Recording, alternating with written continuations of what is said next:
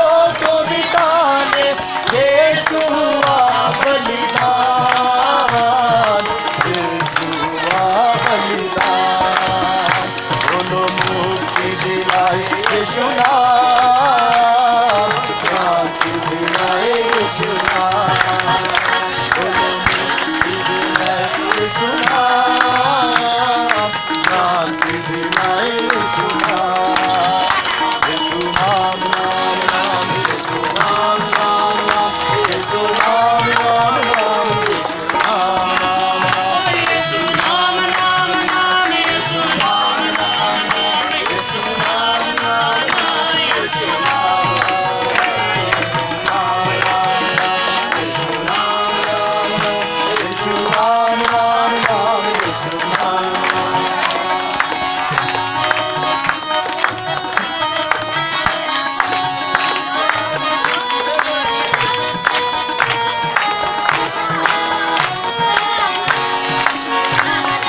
हम पर भी यीशु कृपा करना, हम पर भी यीशु कृपा करना, हम हैं पापी नादान, हम हैं पापी नादान, बोलो मुक्ति दिलाए यीशु नाम, शांति दिलाए यीशु नाम, बोलो मुक्ति दिलाए यीशु नाम, शांति दिलाए यीशु नाम, यीशु नाम नाम नाम, यीशु नाम नाम नाम, यीशु नाम नाम नाम, यीशु नाम नाम, सबका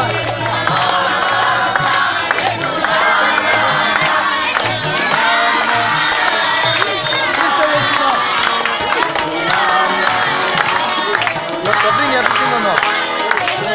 Move it, I said. Move it.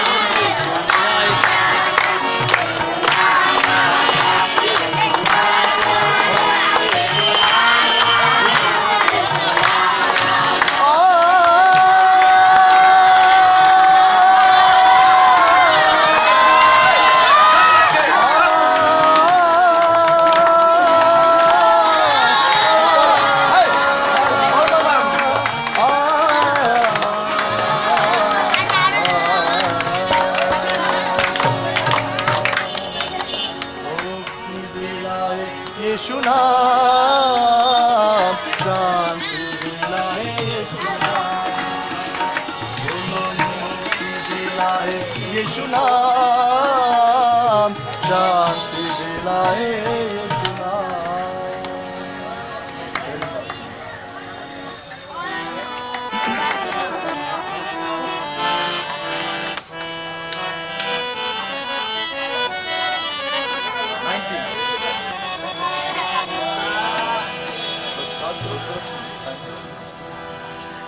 Take a look.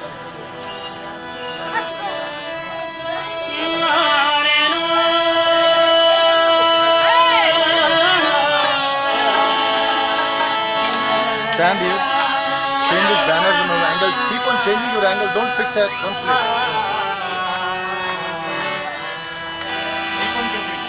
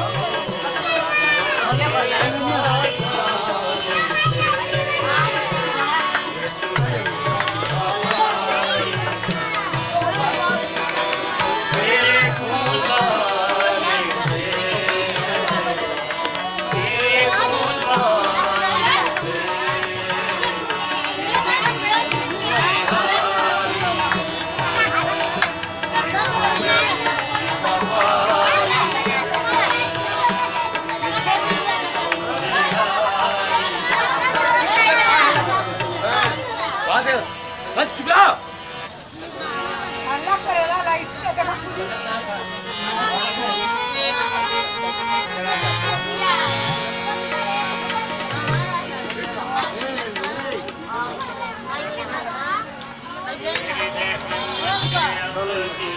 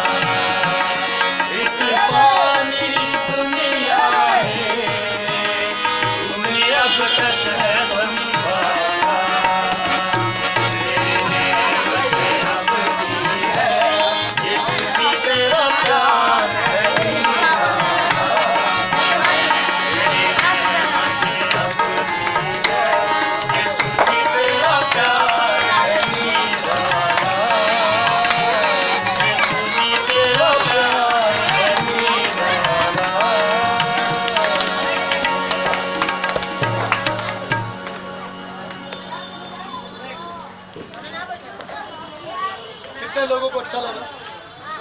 अच्छा लगा, बहुत अच्छा लगा। पर थोड़ा मुझे दुख हो रहा है कि कुछ लोग वहाँ से चले गए।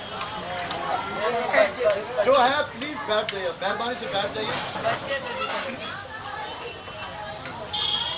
मैंने अभी थोड़ी देर पहले आपको बताया था कि हम आपके यहाँ पर क्यों आए हैं, इस ज्ञान के बारे में बताने के लिए।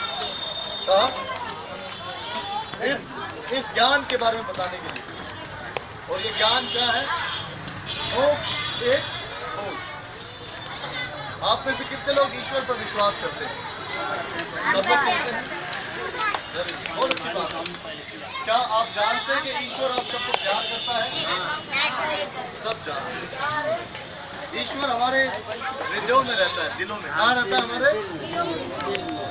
उस ईश्वर के लिए कोई भाषा, कोई जात, कोई पात, कोई रंग, कोई रूप, कोई ओहदा, अमीर गरीब कुछ नहीं है।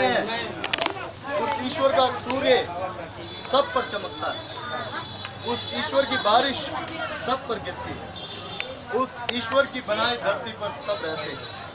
क्या आपने कभी विचार किया है कि धरती एक है और उस पर तरह तरह के फल उगते हैं? उसी धरती पे आम का पेड़ है, इमली का पेड़ है, अमरूद का पेड़ है, जामुन का पेड़ है। और धरती कितनी है? एक ही। माटी एक ही। और वही माटी तरह तरह के फल फूल, तरह तरह के चीजों को जन्म देती है। कभी आपने सोचा कि गाय भैंस हरी हरी घास खाती है और दूध सफेद देती है? कितनी हैरानी की बात है। अगर घास हरी खाई है तो दूध भी हरा होना चाहिए, लेकिन ऐसा नहीं है। ये सब किसकी कुदरत है? उस परमेश्वर की, जो अगम्य अद्वैत विराट है। और वो महान ईश्वर जो मनुष्य को मनुष्य समझ के प्यार करता है, उस महान परमेश्वर ने सदियों पहले, कभी सदियों पहले जब इस दुनिया का निर्माण उसने किया था, उसने मनुष्य के लिए एक योजना बनाई है। वो क्या है? मोक्ष, उद्धार की योजना। किसकी योजना? उद्धार। अगर आप ध्यान से देखें तो पूरी दुनिया में जितने भी लोग पाए जाते हैं, हर एक व्यक्ति ने, हमें से हर एक ने कोई ना कोई पाप जरूर किया है। क्या आप इस बात को मानते हैं कि हम सब पापी हैं? सब मानते हैं। हमें से हर एक व्यक्ति कोई ना कोई पाप जरूर करता है। और उस पाप की माफी के लिए पुराने जमाने में, सदियों में हमारे जो पूर्वज थे, पापों की क्षमा के लिए क्या क्या करते थे? बलिदान। बड़े बड़े बलिदान क्या करते थे कि पापों की क्या हो जाए? क्षमा हो जाए और वो उन पापों से मुक्ति पा जाए। दुनिया में तरह तरह के ज्ञान पाए जाते हैं, तरह तरह के लोग पाए जाते हैं, और लोगों की जो समझ है उसके मुताबिक दुनिया में अलग अलग तरीके हैं पापों की माफी पाने के। बहुत सारे लोग जानवरों का बलिदान देते हैं, बहुत सारे लोग अन्न का बलिदान देते हैं, बहुत सारे लोग नदियों को पूजते हैं, बहुत सारे लोग पेड़ और पौधों की पूजा करते हैं कि वो पापों की माफी। कई लोग सूअर के बलिदान चढ़ाते हैं, मुर्गे का बलिदान चढ़ाते हैं, बकरे का बलिदान चढ़ाते हैं। तरह तरह के बलिदान इस दुनिया में पाए जाते हैं। अगर आप शास्त्रों के बारे में जानते हैं, अगर आपने सुना है कहीं, तो शास्त्र कहते हैं बिना रक्त के बहाए किसी भी पाप की क्षमा। और उसी परमेश्वर ने, जिसने भगवत गीता में, ऋग वेदा में, साम वेदा में, हमारे कितने वेद पाए जाते हैं? 4 वेद हैं। जो हमारा भारत का जो धर्म है, उसमें 4 वेद, 18 उपनिषद और 12 पुराण पाए जाते हैं। और उन सभी शास्त्रों में ईश्वर ने तरह तरह से लोगों को बताया है कि वो पापों की क्षमा कैसे प्राप्त कर सकते हैं। और आज जिस ज्ञान के बारे में हम यहाँ बनाए हैं, वो वही पुराना ज्ञान है, मोक्ष। मोक्ष का मतलब क्या है? छुटकारा, मुक्ति। मोक्ष का मतलब क्या है? मुक्ति। आज दुनिया में हर व्यक्ति मुक्ति प्राप्त करना चाहता है, और लोग चाहते हैं कि मुक्ति, लोग जानना चाहते हैं कि मुक्ति क्या है। एक बार की बात है, हिंदू धर्म के जो बहुत बड़े आचार्य हैं, गुरु शंकराचार्य के पास एक जवान व्यक्ति ने आकर कहा कि महाराज, मैं उद्धार प्राप्त करना चाहता हूँ, मैं मोक्ष प्राप्त करना चाहता हूँ, आप मुझे बताएं कि मोक्ष कैसे प्राप्त किया जा सकता है। गुरु शंकराचार्य ने उस व्यक्ति को क्या कहा कि बच्चा, मोक्ष प्राप्त करना आसान नहीं है। दुनिया के बहुत सारे धर्म हैं, बहुत सारे शास्त्र हैं जो ये कहते हैं मोक्ष प्राप्त करने के लिए व्यक्ति को लाखों हजारों योनि से होकर जाना पड़ता है।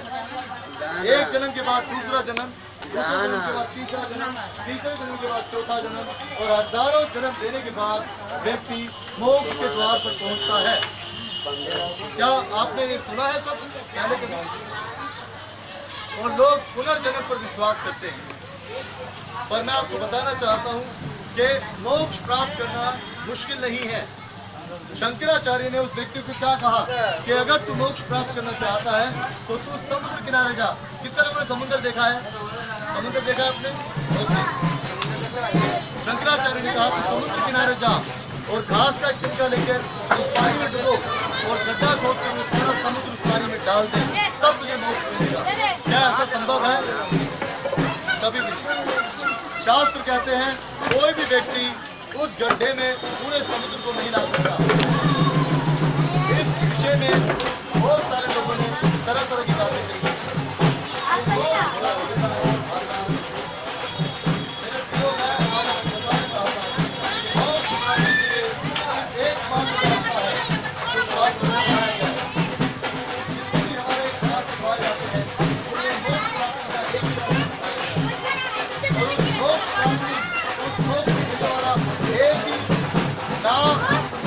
लिखा गया है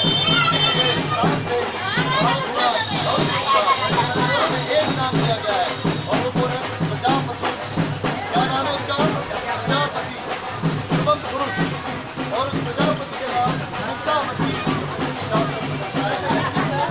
अगर आप शास्त्रों में ध्यान देंगे तो वहाँ पर बहुत सारी बातें उसके बारे में, उसी ईसा मसीह के बारे में, उसके बारे में इस्लाम में और में आया है, उसी के बारे में हम आपको बताते हैं। कोई ईसा मसीह कहता है कि आज बहुत लोगों मेहनत करने वाले, आप तो मेहनत करने वाले हैं, दिन भर मेहनत करते हैं आप। वो कहता है कि ये बहुत से लोगों मेहनत करने वालों मेरे पास आओ और मैं तुम्हें क्या दूंगा? विश्राम दूंगा। जब आप थक जाते हैं तो आपको किसकी जरूरत पड़ती है? विश्राम की। यहाँ पर प्रभु यीशु मसीह उन लोगों को जो पाप के बोझों में दबे, किसके बोझों में? पाप के बोझ में, बुरी आदतों के बोझ में, व्यवहार के बोझ में, बुरी भाषा के बोझ में, कर्जे के बोझ में जो दबे हैं, उन लोगों को प्रभु यीशु मसीह बनाना चाहता है। उनका कहता है मेरे पास आ जाओ, मैं तुम्हें क्या दूंगा? शांति दूंगा, विश्राम दूंगा और जितना बोझ तुम्हारे ऊपर लगा है उससे तुम्हें छुड़ा दूंगा। शास्त्र कहता है कि मैं तुम्हें आजाद करूंगा। और शास्त्र जो दूसरे शास्त्र में लिखा है प्रजापति, उसके पीछे में लिखा है कि स्वयं धरती पर आ गया और उसने उस माया के रूप किया, मनुष्य को उसके पापों से छुड़ा सकता है। और आज मसीह की कहानी मैं आपको बताना चाहता हूँ। वही प्रभु यीशु मसीह कहता है कि हे पाप में दबे लोगों, किसमें? पापों में दबे लोगों मेरे पास आ जाओ, मैं तुम्हें विश्राम दूंगा और तुम्हें शांति।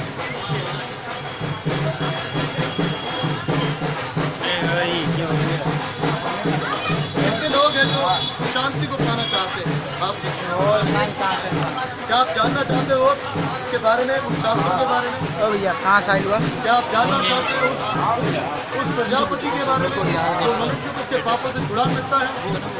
मैं आपको सच कह रहा हूँ कि जो कोई उस प्रजापति के पास आ जाता है वो उसे उसके पापों से छुटकारा दे देता है, उसके जीवन को बदल देता है। शास्त्र कहते हैं कि उस प्रजापति ने इस धरती पर आकर अपने प्राणों का त्याग किया, उस महायज्ञ को बलिदान में बदल दिया और वो कहते हैं कि जो मेरे पास आएगा मैं उसे। प्रजापति का मतलब क्या है? मनुष्य को उसके पापों से मुक्ति देने वाला और उसको पुराण राजा कहा गया शास्त्र। अगर आप शास्त्र को उठाकर देखें तो शास्त्र में बताते हैं कि उसे किस तरीके से प्रजापति का कहा गया।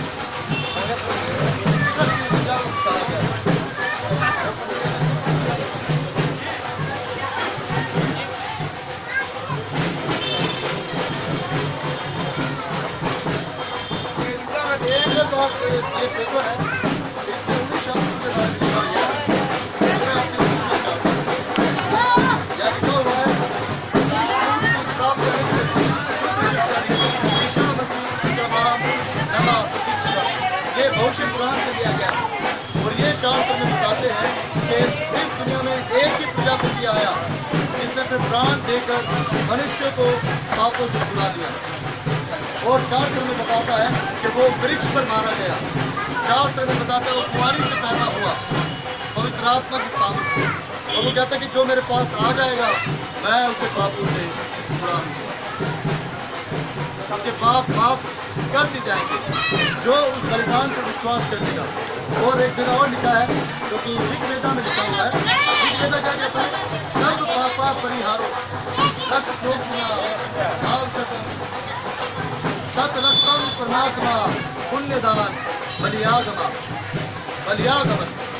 और शास्त्र ऋग्वेद जो हिंदू धर्म के शास्त्र पाए जाते हैं वो इसी प्रजापति के बारे में बात करते हैं। और वो कहते हैं कि जो विश्वास कर लेगा उसे छुड़ा लिया जाएगा। अगर आज आप अपने अपने दिलों के दरवाजे खोल ले तो शास्त्र कहता है कि आपको छुड़ा लिया जाएगा। आपके दिलों में वो शांति आ जाएगी, वो नाम आ जाएगा जो आपको बदल देना चाहता है। हमारा विश्वास है अगर आप इन चीज़ों को देंगे तो ये आपको आपके जो बीमार है उन्हें वो ठीक करना चाहता है।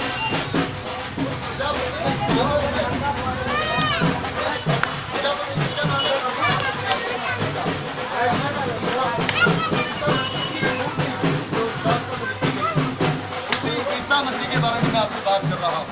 और वो कहता है कि वोट से दबे लोगों, पापों में दबे लोगों मेरे पास आ जाओ, मैं तुम्हें शांति देना चाहता हूँ। और ये सत्य है। शास्त्र कहता है कि तुम सत्य को जानोगे और सत्य तुम्हें आजाद कर देगा, मुक्त कर देगा पापों से, बुराइयों से, गुनाहों से और उन सारे आडंबरों से, उन सारे बलिदानों से। आज भी आप लोग बलिदान करते हैं, करते क्या करते हैं? आपके होली पे, दिवाली पे सब बलिदान, उन बलिदानों की कोई आवश्यकता नहीं है क्योंकि आप सबके पापों की माफी के लिए एक महान बलिदान हो चुका है। उस प्रजापति का बलिदान वो महायज्ञ पूरा हो चुका है। ऋग्वेदा, सामवेदा, भविष्यवाणी जब बलिदान हो चुके हैं तो भी और बलिदानों की आवश्यकता नहीं है। सिर्फ हमें विश्वास करना है कि वो सच्चा प्रजापति है, वो परमेश्वर अद्वितीय, अनन्य, विराट, वो हमें कह रहा है कि मेरे पास मैं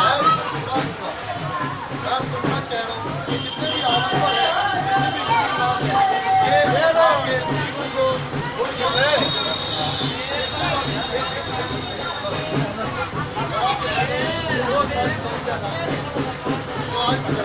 क्या ये बलिया देने से आपकी समस्या हल हुई? नहीं हुई। हम तो हम देते हैं, अगर हुई होती तो सिर्फ बंद करना चाहिए। शास्त्र कहता है कि वो महायज्ञ हो चुका है, जो प्रजापति आ चुका है, ईश मूर्ति ईसा मसीह, यीशु मसीह वो अपने प्राण का बलिदान दे चुका है। और वो कहता है कि जो मेरे पास आ जाएगा मैं उसको छुड़ा दूंगा। कितने लोग उसके पास आना चाहते हैं? कौन है जो इस मूर्ति को अपनाना चाहता है? आप में से कौन है जो यहाँ आना चाहता है?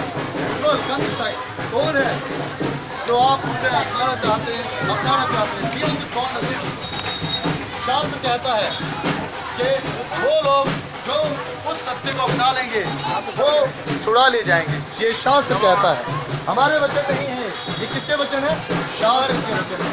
आइए सब खड़े हो जाएं और प्रार्थना करेंगे ताकि दिलों को ले लें। आप में से आइए सब खड़े हो जाएं। आप में से जो कोई बीमार है, कवर अप, जो कोई बीमार है, जो कोई तकलीफ में है, वो सामने आ जाए। उसके लिए हम लोग प्रार्थना करना चाहते हैं। आप में से कोई बीमार है, कोई तकलीफ में है, आप में कोई ऐसा है जिसे कोई भूख प्रेत सता रहा है, आप में से कोई ऐसा है जिसे शराब की आदत है, आप में से कोई ऐसा है जो पति पत्नी का झगड़ा है, आप में से कोई ऐसा है जो अपने जीवन को अशांत पाता है। आप में से कितने लोग जीवन की शांति पाना चाहते हैं? परमेश्वर आज अपने वचन के द्वारा आपसे बात कर रहा है। Be ready for the next song. यीशु बुलाता है। आप में से कितने लोग हैं जो उन चीज़ों को प्राप्त करना चाहते हैं? आप सब परमेश्वर आपके लिए करने को तैयार है। वो कह रहा है कि मैं तुम्हारे पास आ रहा हूँ, मुझे अपने दिल में ले लो। इंसान के लिए सच्चा मंदिर इंसान का हृदय है। परमेश्वर इंसान के हृदय में बसता है, इंसान के हृदय में बसता है। और परमेश्वर का वचन क्या था? B ready for it. परमेश्वर का वचन कहता है कि वो हमें बुला रहा है, और वो क्या कहता है, उस अपनी आंखों को बंद कर लीजिए आप, अपनी आंखों को बंद कर लीजिए आप, और हम उस गीत को गाएंगे।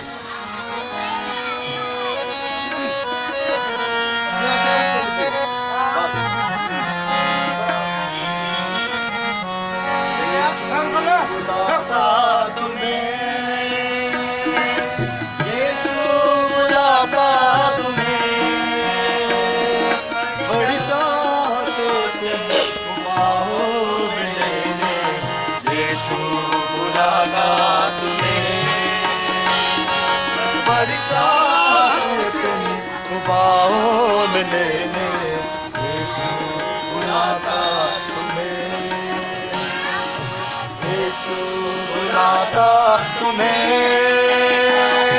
यीशु बुलाता तुम्हें, बड़ी चाह से तुम बाहों में लेने यीशु बुलाता, बड़ी चाह से तुम बाहों में लेने यीशु बुलाता तुम्हें।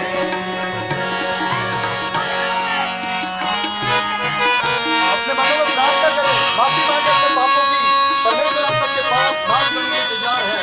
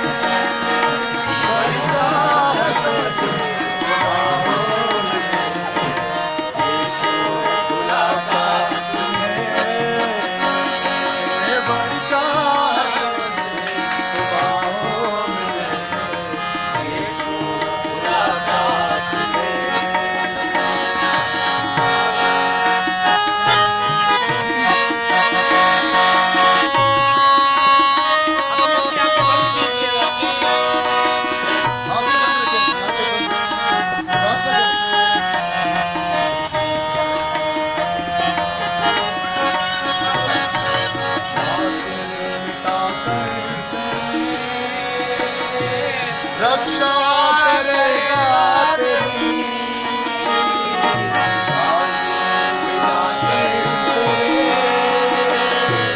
रक्षा करेगा तेरी, अपनी आंखों की पुतली ऐसी शक्ति जैसा देगा तुम्हें, अपनी आंखों की पुतली ऐसी शक्ति रक्षा देगा तुम्हें, यीशु बुलाता तुम्हें, यीशु बुलाता तुम्हें, हालेलुया। बड़ी चाहत तुम बाहों में लेने यीशु बुलाता तुम्हें, बड़ी चाह से तुम बाहों में लेने यीशु बुलाता तुम्हें, यीशु बुलाता तुम्हें, यीशु बुलाता तुम्हें, बड़ी चाह से तुम बाहों में लेने यीशु बुलाता तुम्हें, बुलाता हम प्रार्थना करने वाले हैं। आपके जो कुछ बीमार है, जो तकलीफ में है, जो भी परेशान में है, यीशु मसीह को छूना चाहता है, यीशु मसीह से छूना चाहता है। परमेश्वर आपको छुड़ाने को तैयार है। Hallelujah, hallelujah. Thank you Jesus. प्रभु आपने छुड़ा है। धन्यवाद। आपके जीवन में करना चाहता है, अपने आप बंद करें आप लोग। आइए प्रार्थना करेंगे। सामर्थ्य जीवित महान परमेश्वर पिता, तेरे नाम की महिमा करते हैं। धन्यवाद करते हैं तूने इस समय में दिया है। हम प्रार्थना करते हैं कुछ नायक लोगों के लिए, इस बस्ती के लिए, सराय फतेहगढ़ के लिए, यहाँ के लोगों के लिए, यहाँ के प्रधान काशीनाथ के लिए, यहाँ के भाई संजय के लिए, यहाँ के भाई विष्णु के लिए, रिंकू के लिए, जितने लोगों के नाम हम जानते हैं। आज कुछ बच्चे, जितने भाई बहन खड़े हैं, प्रभु यीशु मसीह, तेरा पवित्र आत्मा, तेरी सामर्थ इन लोगों में आ जाए। वो प्रभु इन्हें छूले, तेरी पवित्र आत्मा की सामर्थ इन्हें छूले, इनके दिलों को, इनके मनों को, इनके हर एक बातों को यीशु के नाम से इन बहनों, इन माताओं को छूले परमेश्वर। तेरा नाम छूले परमेश्वर। तेरी शांति इनके दिलों में आ जाए। यीशु के नाम से कोई बीमारियां चली जाए। ये शराब की बुराई से, ये जुए की आदत से, ये बीड़ी, गुटखा, पान और जितनी भी चीजें हैं, जो बुराइयां हैं, वो यीशु के नाम से, वो यीशु के नाम से दूर हो जाए। परमेश्वर ने शांति दे देता हूं कि आप तेरी शांति जीवन में आए। क्षमा कर दे। तेरा परिवार प्रजापति इन्हें बदल दे। यीशु के नाम से, यीशु के नाम से। हालेलुया। वो प्रजापति उतर आया महायज्ञ बलिदान देने के लिए। उनके दिलों को छू ले। आने वाले समय में तेरा वचन जो बोया गया है, वो 30 गुना, 60 गुना, 100 गुना फल ला सके। जो कोई पशु, जो कोई दूसरा को यहाँ पाई जाती है, तो सब यीशु के नाम से, यीशु के नाम से नफा करता है। जो कोई बीमारियां, जो कोई ख्याल, जो हमारे विरोध में है, सब